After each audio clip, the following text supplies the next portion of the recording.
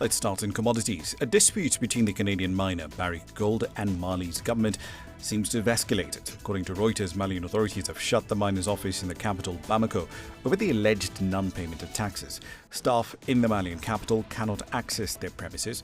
However, the closure did not affect Barrick's Lologunkonto mining complex in the western end of Mali, where operations have been suspended since the middle of January. Barrick has been in a protracted dispute with the country over mining revenues. The two sides have been negotiating to resolve the dispute, and in February, Reuters reported that Barrick had signed an agreement to end it that awaits approval from Mali's military authorities.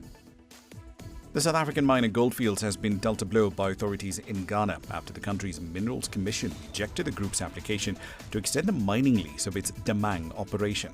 After the decision, Goldfields will now be compelled to wind down operations at Damang by the end of the week.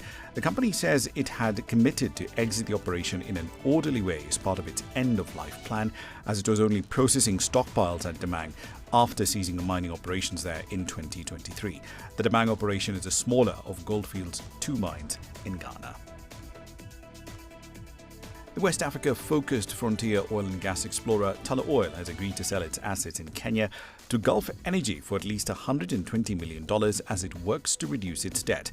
Now, the British firm had struggled to get its Kenyan oil fields into full production because any export route would require building hundreds of miles of a heated pipeline to the Kenyan coastline.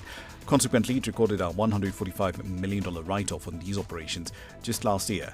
This deal, however, will see the company get three $40 million payments to be entitled as well to royalty payments in future and have the right to a 30% participation in potential future development phases at no cost. And finally, the United Kingdom's struggling fossil fuels giant BP has been thrust into the spotlight again as a prime takeover candidate.